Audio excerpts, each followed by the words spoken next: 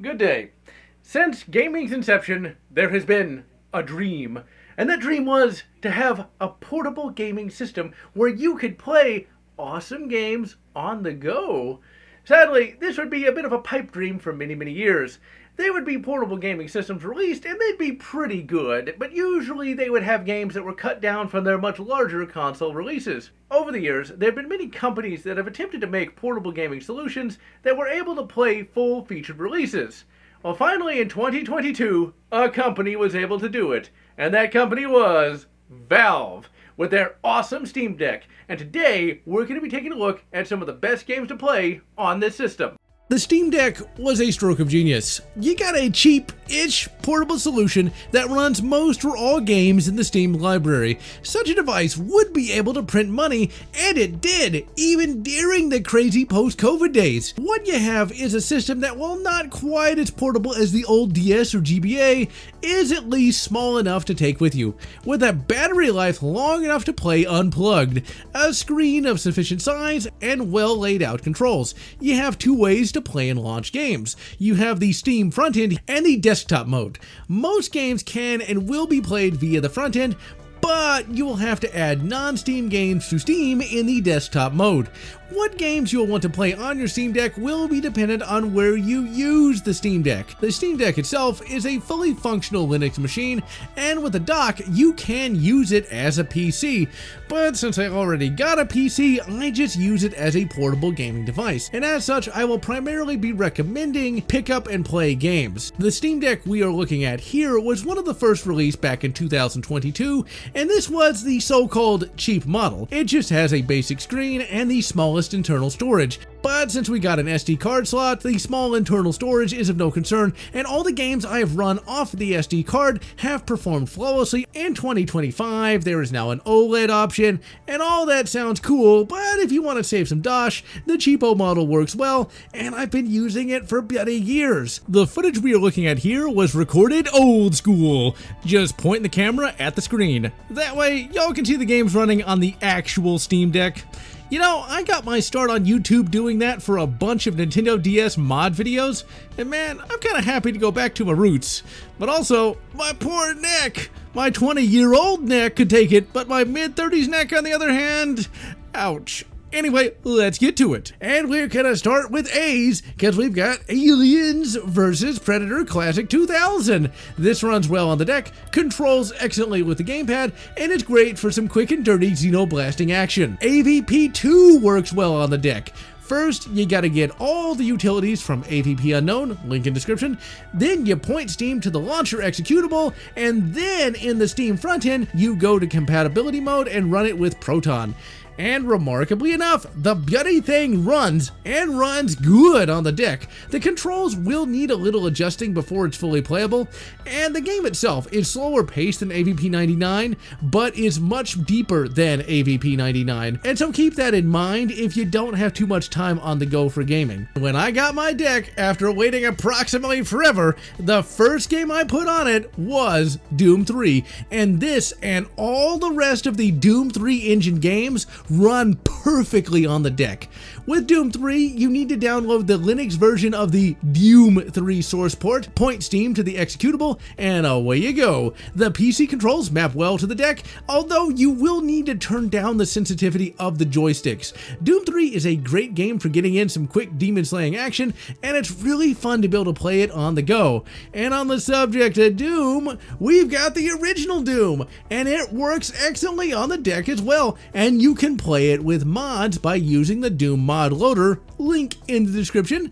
You want to get the Windows version of this, oddly enough, as the Linux version does not work with the Steam Deck. With the mod loader, you can play all the great Doom mods you want, and Project Brutality runs great. After Doom 3, Dusk was the next game I put on this system, and it required no configurations and is a really great portable first-person shooter that has some excellent pick-up and play gameplay, some awesome levels, and some fun to fight enemies. Left, for Dead 2. So one of the things I wanted to have the deck for was multiplayer gaming. There were a bunch of times when I had friends over and we wanted to play some non-couch co-op games, but no one had a laptop or any other option. With the deck, you just gotta have them sign into their account and you can get to blasting foul zombies. Holy crap, ladies and gentlemen, the Halo Master Chief Collection works, and being able to play the good Halo games, Halo 1 through 3, on the go is nothing short of a dream come true. One of the things that was highly praised about the deck was its high quality speakers, and well, they weren't lying, as Halo sounds amazing on the Steam Deck, and it runs excellently, and there's nothing like Silent Cartographer on the go. Quake 4 is the most unsung of all the Quake games, well, except for Enemy Territory Quake Wars, and that works on the deck too. Quake 4 needs an INI file added to the root Quake 4 folder before the graphics will work right. Link in description to that. Once you get that fixed, you got gameplay that is slightly more fun than Doom 3. However, you will get frame drops for some reason, but it's nothing that makes the game unplayable. Talk about chronologically confused, we got Quake 2! I've only played the Night Dive remaster on the Steam Deck, so I have no idea if the original Quake 2 works, but this version does, and it functions flawlessly, and man, we've come a long bloody way since the DS days. Return to Castle works on the deck, and I'm using the mod Real Return to Castle, and it's a great first-person shooter experience and controls well, and this is a pretty hard game, but is perfectly playable on the go. We got Night Dive's remaster of Turok 1, and man, this is fun on the go. No frame drops, controls work great, and Turok's hybrid first-person shooter and exploration gameplay really translate well to mobile gaming. Star Wars Battlefront 2! Holy crap, Battlefront 2! This is a modded version, and it bloody well runs great. Like Doom 3, make sure you turn down the joystick sensitivity, and you will need to change some of the controls around to get everything working. And man, we've come a long bloody way since the PSP version. This real version of Battlefront 2 has great official and mod maps, and is always good for blasting tinnies when you're waiting for something. Playing an RPG on the go is a little dicey since they are games that have a major time commitment, but if you have to ride a train or on a plane, these might make the time fly by. Kingdoms of Amalur. This is a criminally underrated hack and slash game that bankrupted its developer. It's set in a fantasy world written by the Chewbacca killer himself, R.A. Salvatore.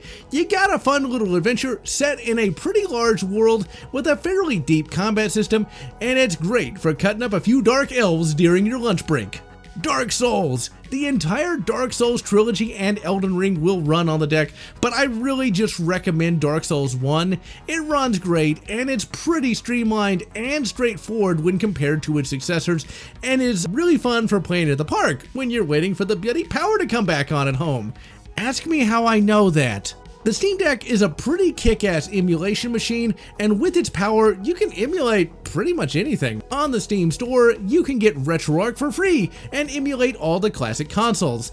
It does this via emulators that it calls cores. Sadly, unlike the PC release of RetroArch, you gotta go onto the RetroArch store page and select each core as DLC. This is way more tedious than just getting the list in RetroArch itself, but what are you gonna do? Let's start with Sega Genesis. Jurassic Park 1 and the Rampage Edition are two great Genesis games that let you take out your frustrations on the hapless dinosaurs of Jurassic Park. Be sure to map a quick save and quick load button to actually finish the bloody games. Aero Flash is another Genesis classic. It's a great little side-scrolling shmup where you can transform between plane and robot. As shmups go, this is a little more fair than most, but you will still need all the quick saves to survive. The Super Nintendo Entertainment System. Donkey Kong Country is my favorite 16-bit game of all time, and my favorite game on the system. This game has you taking on the minions of King K. Rool as the Nintendo equivalent to Duke Nukem. This emulates well both in terms of graphics and sound. The lag is limited, and you're still gonna need all the save states, as Rare was never merciful. Wings 2 Aces High. This was the game that taught me that World War I was a thing, long before any other kid had heard of it. Wings 2 has you playing as a Sopwith camel and dog fighting against the Huns. The controls are great, and you can actually hit enemies pretty easily. The ground attack missions require some really good timing. F-Zero. F-Zero was and still is one of my favorite racing games ever. You got great graphics, great tracks. If you got a 15-minute break, this is great to pass the time. You can even emulate the Nintendo DS on this bloody thing, and there's a bunch of great DS games. Aliens Infestation, Contra 4, Metal Slug 7, but the one we're looking at right here is Tetris DS. This is a criminally underrated version of the game.